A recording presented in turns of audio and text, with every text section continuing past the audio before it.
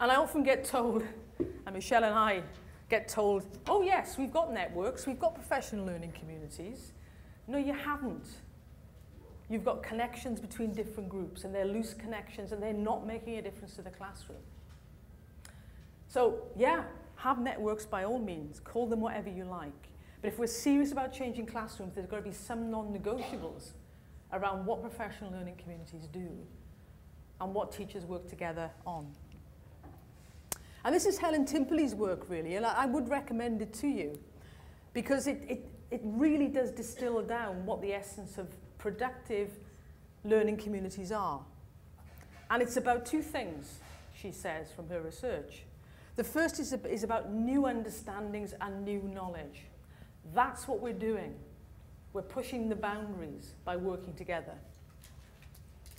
And secondly, this absolute non-negotiable focus upon the impact of teaching on student learning. So they're the two very strong findings coming out of that particular research evidence.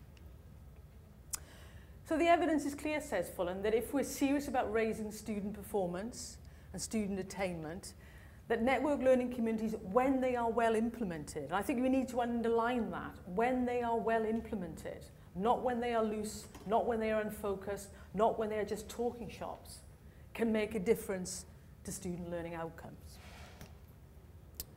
And this is sort of Tony Bright's work, which he's written quite a lot about trust, and again, reinforces the same basic point. I guess the other community that we can't forget is the community that lies outside the school. And, you know, I often get told by head teachers, you know, Alma, this would be a great school, but these parents keep on sending us the wrong kids, which I think is an interesting observation. And I'm always struck by the 20-80 rule. 20% of student achievement is down to what happens in schools. 80% is due to what? This is the audience participation, okay? Shout out if you know the answer. Actually, the majority of the influence on student achievement comes from what? Yeah, SES, home background. And if you remember, you know, Coleman's work, Inequality, which basically argued that schools can make little or any difference to that relationship. I think we've come a long way from that. But it's still absolutely the case that, you know, parental engagement is an enormously powerful source of raising attainment in schools, particularly in our most disadvantaged contexts.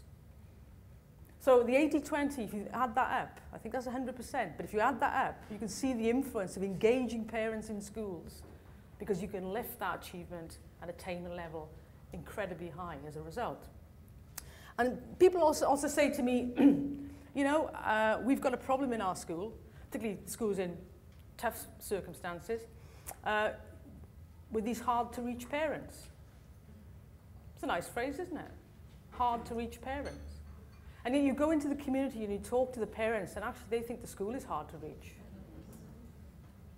And I think we have to turn this on its head. If we're serious about engaging parents, we need to understand where they're coming from. You know, there's a school in Nottingham who said, these parents never respond, Alma.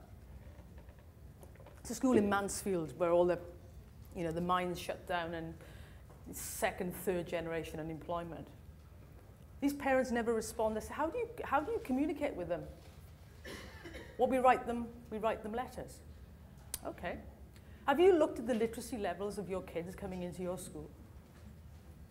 Have you thought about engaging your parents differently?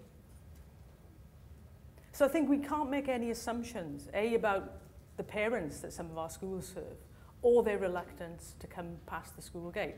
You know, quite frankly, from some of their experiences of being in school, I don't think I'd be too keen to walk into a school either. So the substantive point is we've got communities outside the schools that we can engage, we've got communities within the schools that we can actually maximize, and we've got communities between schools. So building communities is an absolute right way to raise achievement. I like that one as well. That was Michael Fullan. That's not a serious point, by the way. Why isn't anyone laughing? I thought it was quite amusing. You know, staff development, a good way of avoiding change. Okay, let's just go to the research evidence, and I will do this really quickly. And this is because, I guess, I really wanted to be secure before I talked to the Welsh Assembly government about the model of improvement we were going to bring into the country, that there was actually some evidence that it would make a difference. So just very briefly, you can see that in terms of professional learning communities, network learning communities, there is evidence that it does make a difference to student achievement. It does make a difference to the improvement of learning outcomes. And if anybody's interested in that synthesis of the research, I can certainly share it with Linda and Judy and share it with the network. Because sometimes we have to be reminded that there is an evidential base, that there isn't just, you're not just plucking these ideas out of the air. There is evidence to show that it makes a difference. Okay, let me take you to Wales. Does everyone know where Wales is? I'm making no assumptions now. It's the bottom bit of Britain that sticks out. Or as some American lady said to me, is it anywhere near London?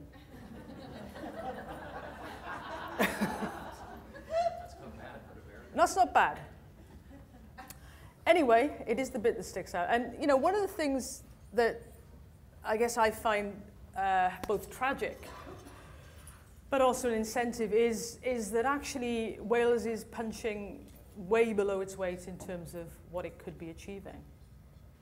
So as a researcher, as someone who's interested in school improvement, there's a real incentive there to make a difference.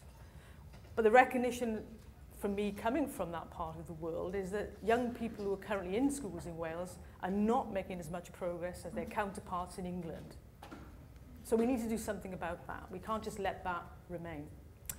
And you know, when I talked earlier about theory and practice, you know, I'm very fortunate to work with a head teacher who reminds me regularly, yeah, but will this work on a Monday morning?